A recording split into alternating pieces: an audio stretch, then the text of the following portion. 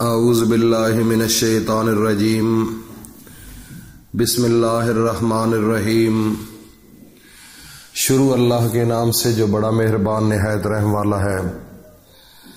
وہ یکتا ہے اور نیک لوگوں کا ولی ہے، اور میں یہ گواہی دیتا ہوں کہ اللہ کے سوا کوئی معبود برحق نہیں ہے اور اس کا کوئی شریک نہیں، اور میں یہ بھی گواہی دیتا ہوں کہ حضرت محمد صلی اللہ علیہ وآلہ وسلم اللہ کے بندے، اس کے رسول اور آخری نبی ہیں۔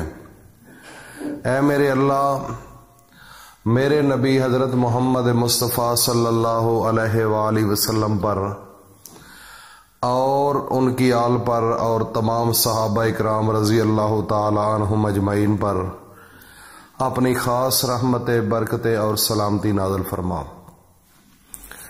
میرے بھائی اور دوستو، میری ماؤں، بہنوں، بیٹیوں، آج آپ کے سامنے جمعرات کے دن عشاء کی نماز کے بعد اللہ کا ایک اسم ہے اللہ الصمد۔ اس کا معنی ہے اللہ بے نیاز ہے۔ تو آج اس کا وظیفہ آپ کے سامنے حاضر ہوا ہوں لے کر۔ تو سب سے جو ضروری بات ہے وہ میں یہ کہنا چاہتا ہوں کہ جو انسان درخت کے اوپر ہو اور ایک ٹہنی پر بیٹھا ہوا ہو اور اسی ٹہنی کو وہ کاٹ رہا ہو، تو دیکھنے والے بھی کہیں گے کہ یہ کتنا بے وقوف ہے کہ جس شاخ پر یہ بیٹھا ہے اسی کو کاٹ رہا ہے۔ اور اگر کوئی نہ انسان اس کو کہے تو پھر کیا ہوگا؟ وہ کاٹتے کاٹتے خود ہی گر پڑے گا۔ تو یہ ایک مثال دی ہے میں نے آپ کو۔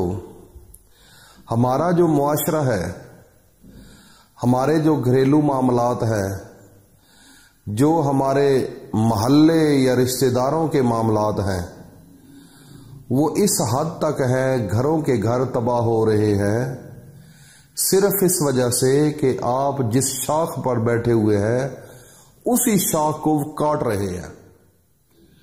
مثلا آپ کے چھوٹے چھوٹے بچے ہیں، آپ کی بیوی ہے، آپ کے چھوٹے بہن بھائی ہیں، آپ بڑے ہیں، رسپانسبلٹی ہے آپ کی، آپ ایک ذمہ دار بندے ہیں، گھر کا سہرا ہے، گھر کے لیڈر ہیں، تو اپنی آنکھوں سے سب کچھ دیکھ رہے ہو کہ میری اولاد کیا کام کر رہی ہے، میرے چھوٹے چھوٹے بہن بھائی کیا کام کر رہے ہیں، میری بیوی کیا کام کر رہی ہے۔ دیکھنے کے باوجود وہ خود خاموش ہے، لا علم ہو گیا ہے اپنے آپ کو۔ وہ کہتا ہے کہ مجھے سمجھ نہیں آ رہی، تو وہ اس کے سامنے سب کچھ ہو جاتا ہے جو نہیں ہونا چاہیے۔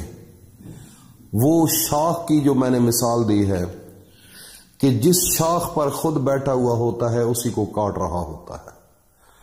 تو یہ سارا خاندان یہ آپ کی شاخ ہے، آپ اس کو کاٹ رہے ہوتے ہیں اس کے اوپر بیٹھ کر، اور پھر جب وہ ٹوٹتی ہے، آپ کے گھر کے اندر بچے جھوٹ بولتے ہیں، گھر برباد ہوتے ہیں، اس کے علاوہ بچے غلط سوسائٹی میں چلے جاتے ہیں، نماز کے پابند نہیں ہوتے، صبح اٹھ کر نماز نہیں پڑھتے، قرآن کو نہیں پڑھتے، اور سچ بولنا نہیں سمجھتے، اور اس کے علاوہ اپنے آپ کی جو زندگی ہے ان کی وہ مینٹین نہیں کرتے، اور دین کی طرف راغب نہیں ہوتے، اور بڑوں کا ادب نہیں کرتے، بچوں سے شفقت نہیں کرتے، عورتوں کا احترام نہیں کرتے۔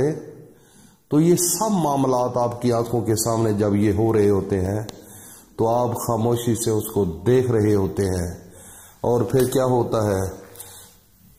کچھ عرصے کے بعد پھر وہ سارا خاندان تہس نہس ہو جاتا ہے، وہ گھر برباد ہو جاتا ہے، وہ عزت ختم ہو جاتی ہے،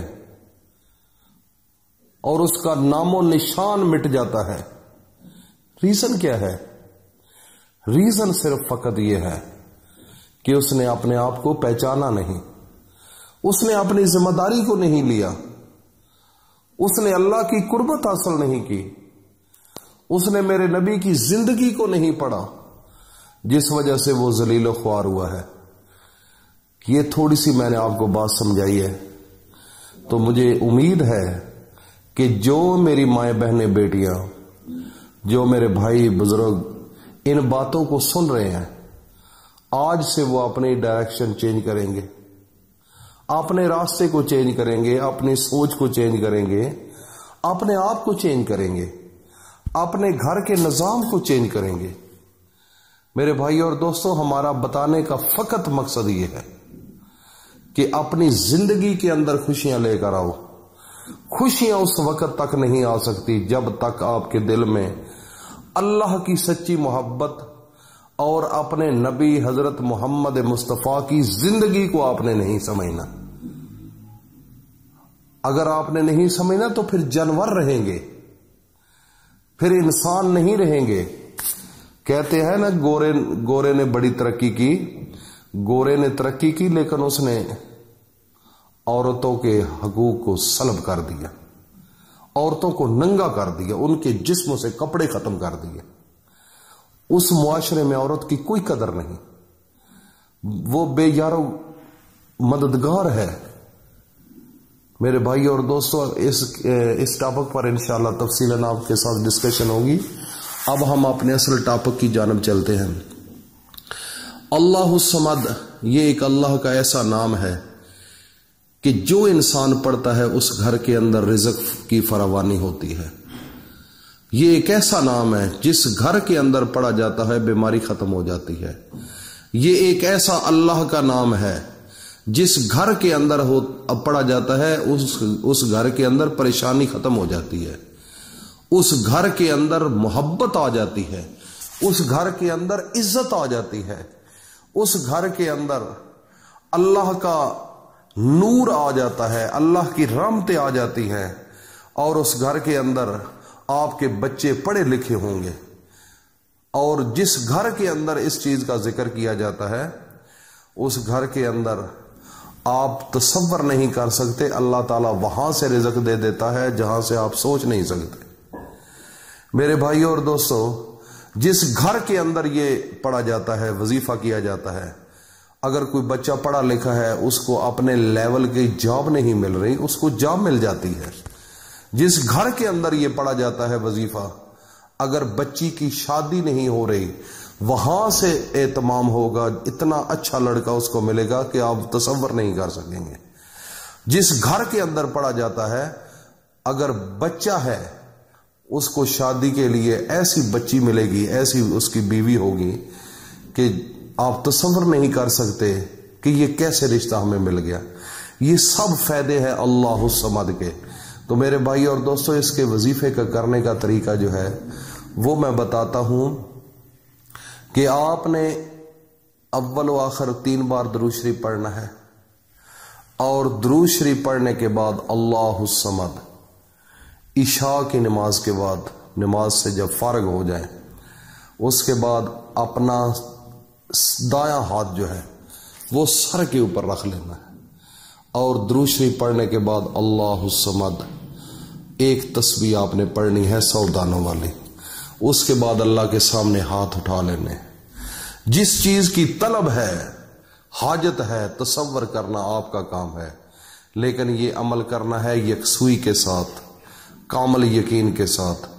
अल्लाह रब्बुल इज्जत इस रात के सदके और रबीउल अव्वल के महीने के सदके और जुमेरात के दिन, आगे जुमा है, इस दिन के सदके अल्लाह रब्बुल इज्जत आपको ऐसे नवाजेंगे कि आप तसव्वुर नहीं कर सकेंगे कि ये कैसे मुमकिन हुआ। लोग पूछेंगे, आपके घर वाले हैरान हो जाएंगे, रिश्तेदार हैरान हो जाएंगे। तो ये एक बहुत बड़ा अमल है, इसको सदका जारिया समझकर अपने दोस्तों में शेयर करो। अल्लाह पाक हम सब का हामी और नासर हो। अस्सलामु अलैकुम रहमतुल्लाहि व बरकातहू।